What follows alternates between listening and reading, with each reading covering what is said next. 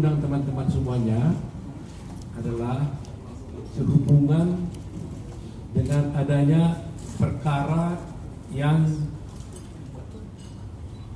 berjalan di Jakarta Pusat, di mana Bapak Insinyur Joko Widodo dijadikan sebagai pihak tergugat di dalam perkara tersebut bersama-sama dengan KPU, demikian juga Bapak Anwar Usman dan juga Bapak Profesor Dr. Pratikno. Jadi ada 4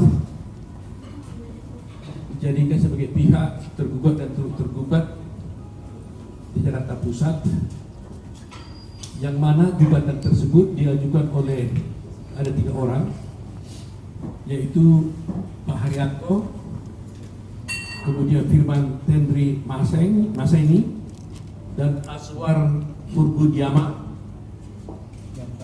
di mana ketiga orang ini dalam gugatannya mengaku sebagai aktivis dan mereka diwakili oleh kuasanya dari tim pembela demokrasi Indonesia 2.0 atau TPDI 2.0.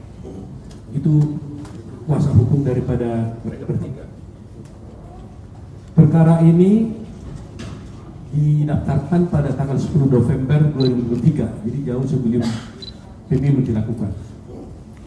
Tetapi hari ini kita sudah mendapatkan putusan dari Pengadilan Negeri Jakarta Pusat hari ini Senin tanggal 3 Juni 2024 yang menyatakan bahwa gugatan yang diajukan oleh ketiga orang ini yang disampaikan melalui tim TPDI ini dinyatakan tidak diterima karena Pengadilan Negeri menyatakan dirinya tidak berwenang untuk menangani perkara ini.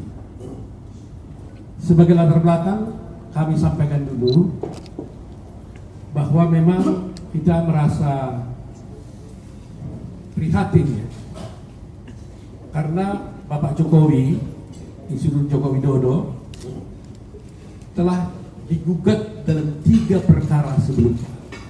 Ya, 3 termasuk ini.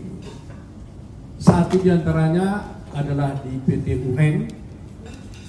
Gugatan itu menyangkut tuduhan yang disampaikan kepada Bapak Joko Widodo, di mana Pak Joko Widodo dituduh melakukan praktek dinasti. Tetapi puji Tuhan, gugatan tersebut telah dinyatakan juga tidak diterima di PT UN. Itu gugatan yang pertama. Gugatan yang kedua, Pak Joko Widodo juga digugat lagi oleh beberapa orang, diwakili oleh Egy Sujana, yaitu tentang ijazah palsu. Gugatan tersebut oleh Pengadilan Negeri Jakarta Pusat juga dinyatakan tidak dapat diterima. Kalah lagi mereka 2 kali. Nah, terakhir inilah yang terakhir, di samping nanti ada perkara yang lain, tapi khusus Pak Joko Widodo. Perkara ini adalah Pak Joko Widodo dituduh melakukan perbuatan melawan hukum karena katanya sebagai ayah daripada Gibran tidak menghalang-halangi dia untuk mencalonkan menjadi wakil presiden, calon wakil presiden pada waktu itu, dan tidak melarang KPU untuk mendaftarkan Gibran sebagai calon presiden, calon wakil presiden. Demikian juga gugatan yang ditujukan kepada Pak Anwar Usman.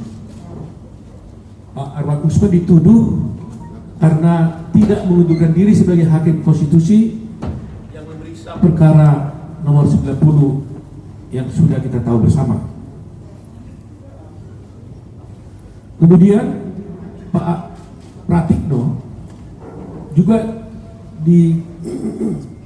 digugat karena dianggap tidak melakukan kehati-hatian dan melanggar kepatutan dalam proses pencalonan Gibran dan Prabowo pada waktu itu. Jadi yang ingin saya sampaikan adalah betapa dahsyatnya bagi kita menganggap ini sebagai gangguan, tapi bagi hukum memang adalah sah mereka bisa mengajukan gugatan. Tapi gugatan ini sama sekali tidak terbukti sama sekali. Jadi kalau boleh kita katakan, kalau ibaratnya pertandingan sepak bola, ini hat-trick ini, 3-0. 3 gugatan ini semuanya tidak dikabulkan oleh pengadilan, 1 melalui PT UN, 2 melalui Pengadilan Negeri Jakarta Pusat. Jadi dapatlah kita simpulkan bahwa tuduhan-tuduhan selama ini kepada Bapak Insinyur Joko Widodo sama sekali tidak benar.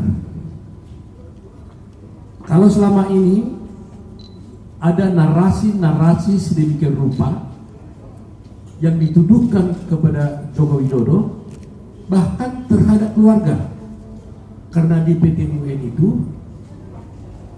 Ibu Iriana, ya, Ibu Diana, Ibu Negara juga dijadikan tergugat juga di PT UN di perkara tersebut. Jadi coba bayangkan seorang ibu negara yang hanya duduk menyampingi suaminya juga digugat. Walaupun secara hukum boleh-boleh saja orang menggugat, tapi mestinya kan harus ada dasarnya. Nah, ini kadang-kadang juga menjadi blessing in disguise juga. Kalau tidak ada gugatan ini, berarti orang nanti akan membuat narasi-narasi yang buruk tentang status daripada Pak Joko Widodo dan keluarga, tanpa ada yang bisa membuktikan sebaliknya.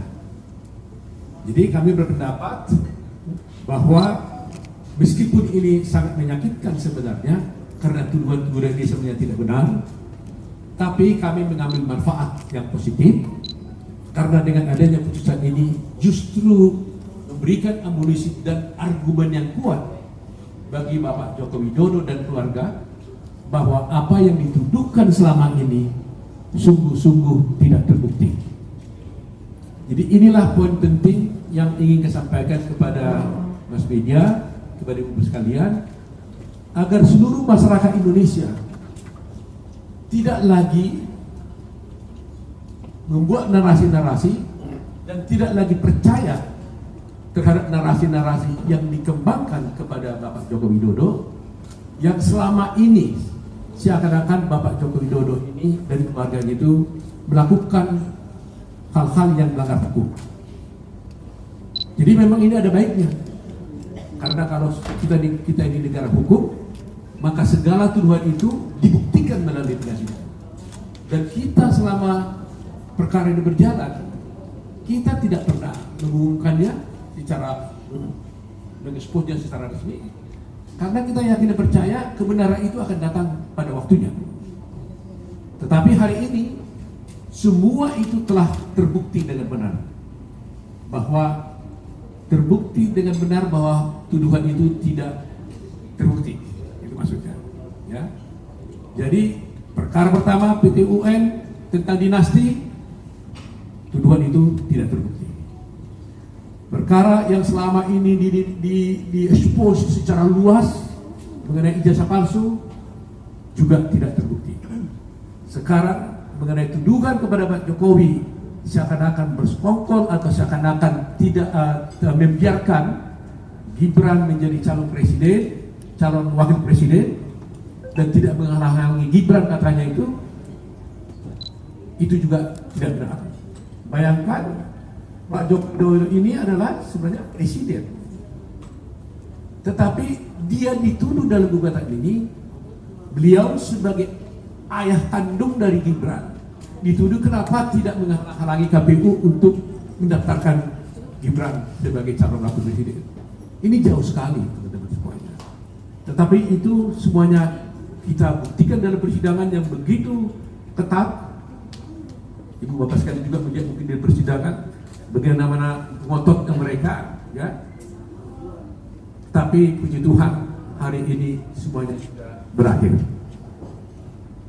kepada teman-teman semuanya, kepada semua rakyat Indonesia dimanapun berada, marilah mulai hari ini kita tidak lagi menuduh Pak Joko Widodo dan keluarganya melakukan perbuatan-perbuatan melawan hukum, antara lain melakukan praktek dinasti, kemudian juga mengenai ijazah palsu juga sudah jelas tidak dapat diterima oleh pengadilan, termasuk juga mengenai dicalonkannya Gibran sebagai calon wakil presiden.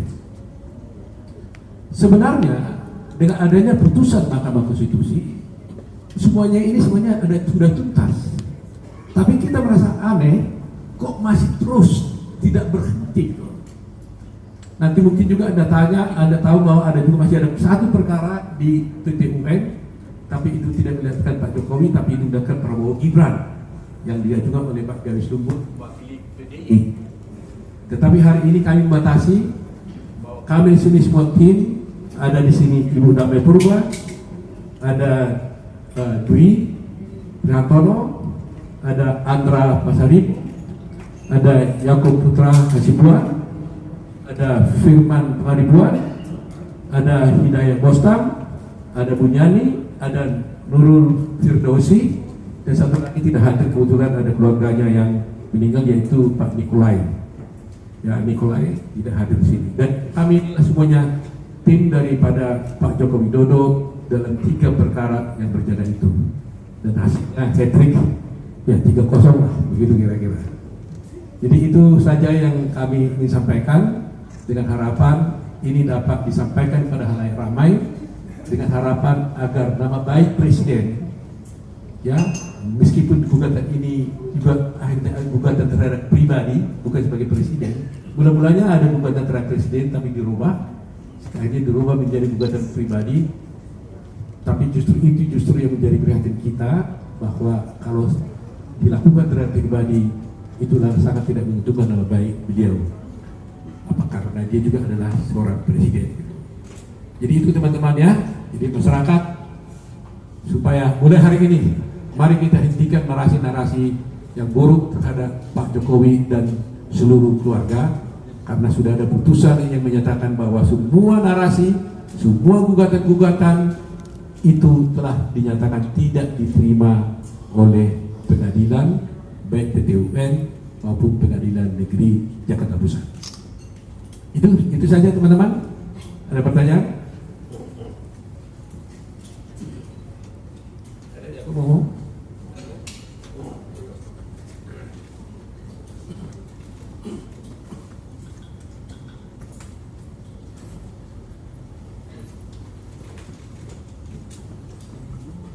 Ada?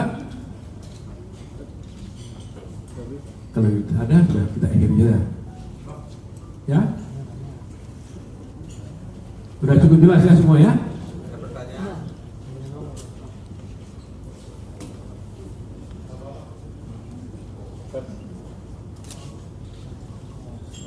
Baik, kalau gitu kita ada? Ya. Dari sini dan dari Doni, selanjutnya kalau misalnya ada gugatan Pak Jokowi melakukan apa akan berapa lama? Bagaimana? Akan lanjut tidak ada gugatan lain atau sudah Ya, kalau ada masih orang juga mencoba mengajukan gugatan, ya tentunya tergantung prinsipal ya Pak Jokowi. Kalau beliau juga menunjukkan menjadi kuasanya, kami akan siap untuk melayaninya. Ya, jadi ada juga tadi yang menanya apakah mau laporkan balik dan sebagainya. Sepanjang pembicaraan kami dengan Pak Jokowi di istana pada waktu itu, beliau mengatakan tidak ada keinginan untuk melapor-lapor balik, tidak ada. Beliau itu memang betul-betul cukup arif dan bijaksana sebagai negarawan. Dia bilang silakan saja hadapi secara hukum, buktikan apa yang sebenarnya terjadi di pengadilan supaya masyarakat semua tahu apa yang sesungguhnya terjadi. Jadi saya bilang tadi blessing in disguise kan, kita nggak menginginkan adanya gugatan ini kan sebenarnya kan, tapi justru dengan adanya gugatan ini jadi hal yang menguntungkan buat Pak Jokowi, karena Pak Jokowi diberikan kesempatan untuk membuktikan bahwa dirinya tidak bersalah. Ini satu hal yang kita anggap sebagai positif lah. Ya, tadinya dianggap itu gangguan, tapi akhirnya kita pikir ya ambil petik hasilnya bahwa ini salah satu cara panggung untuk bisa membuktikan bahwa Pak Jokowi tidak benar seperti yang mereka tuduhkan. Gitu. Silakan. Pak, setelah nanti menyampaikan lewat media, ini kan nanti kan terakhir kan tahunya lewat media sosial kan terkait dengan berita palsu dan lain sebagainya. Kira-kira ada strategi lainnya nggak dari berarti mungkin diadakan seminar FGD agar dia itu menyampaikan lewat online aja disampaikan. Tapi kedepannya itu lewat Prabowo juga akan diadakan FGD. Jadi biar kita tahu tentang terkait dua gugatan ini semua.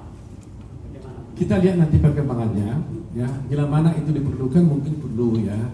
Karena apa? Memang perlu masyarakat tahu ini karena kan kita sudah dapat pemimpin yang baru yang akan dilantik nanti pada tanggal 22 Oktober. Jadi kita menginginkan bahwa Pak Jokowi sudah sekian lama berjasa memimpin negara ini 10 tahun. Jangan sampai ketika dia mengakhiri jabatannya ada orang-orang yang coba mengganggu, memberikan narasi yang tidak baik kepada Pak Jokowi. Jadi dia naik dengan baik, dia juga nanti selesai juga akan dengan baik dengan membawa nama besar bahwa dia telah berbakti untuk bangsa dan negara ini. Ya, itu poinnya.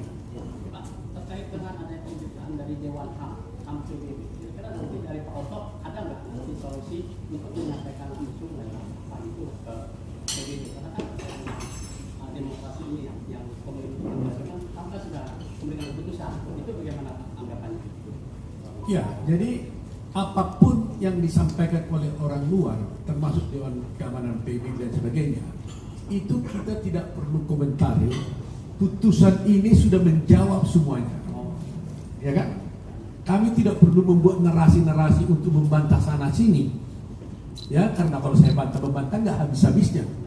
Jadi kita selesaikan di meja pengadilan, dan hari ini putusannya jelas bahwa gugatan mereka itu tidak diterima, ya, dengan berbagai alasan yang sudah saya sampaikan tadi. Jadi kami mengambil posisi seperti itu. Daripada kami menjawab sana sini, membantah sana sini yang tidak berujung, maka yang paling baik karena kita negara hukum, maka adalah dengan adanya putusan ini menyelesaikan semua persoalan-persoalan dan tuduhan yang ada sebelumnya. Saya kira itu poin yang paling penting. Jadi kalau maunya ada orang mengatakan Pak Jokowi begini-begini, ya tinggal bilang aja, lihat aja putusan pengadilan, ya kan, supaya jangan ada dispute kan, tidak ada lagi persoalan. Tapi kalau kita hanya gonjang-ganjing di media, itu kan tidak akan ada kepastian. Tapi kalau sudah pengadilan memutuskan, ya saya kira itu menjadi pegangan kita. Dan ingat, bukan kita yang gugat ya, mereka yang menggugat, dan akhirnya pengadilan menyatakan tidak menerima gugatan mereka. Itu penting. Ada lagi? Ini kan tiga tuduhan tadi kan udah ditolak nih sama pengadilan. Nah, respon dari Jokowi sendiri, dari Pak Jokowi sendiri sama keluarga itu seperti apa Pak? Dan dari tim hukum sendiri ini langkah ke depannya nanti seperti apa setelah tiga tuduhan tadi ditolak? Ya, tentunya kami sebagai tim hukum nanti kami akan melapor kepada beliau karena ini putusan ini baru keluar tadi kira-kira jam 11 pagi. Ini sore kita operasi pers. Tapi tadi sudah saya beritahukan adanya putusan ini, dan tentunya sebagai kuasa hukum kami nanti bersama-sama akan menghadap beliau untuk memberikan laporan. Kan itu wajib ya sebagai seorang profesi. Kami menerima kuasa dari beliau, otomatis kami laporkan bagaimana hasil daripada pelaksanaan kuasa ini. Nah setelah itu nanti kami akan mendapat informasi apakah langkah selanjutnya daripada Pak Joko Widodo. Tapi selama ini yang kami ketahui, Pak Joko Widodo itu tidak pernah berpikir untuk melapor-laporkan orang. Dia dengan jiwa besar menerima, ya sudah, diselesaikan aja melalui pengadilan. Tidak ada dia melapor polisi, menekan orang dan sebagainya, tidak ada. Begitu arif dan bijaksana soal itu. Ya, demikian juga Pak Pratikno yang ikut juga sebagai tergugat di sini, dia tenang-tenang saja, dia bilang ya sudah ikuti proses hukum aja. Jadi saya kira kalau ada yang ingin bertanya langsung kepada Pak Jokowi, kami persilahkan, atau langsung wawancarai juga Pak Pratikno, silahkan ya.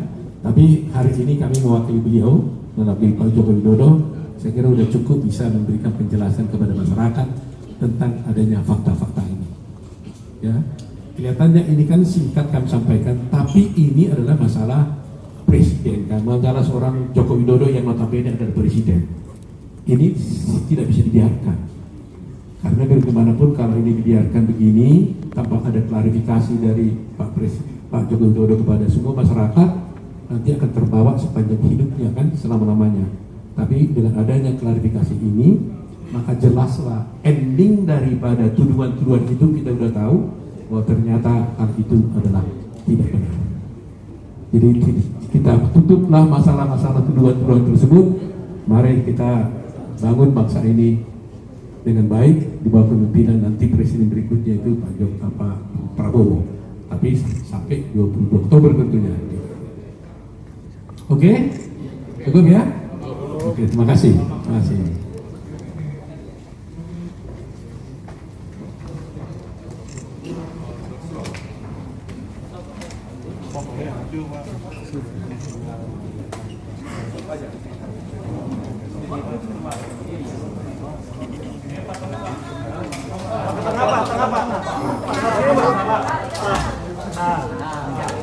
Tidak.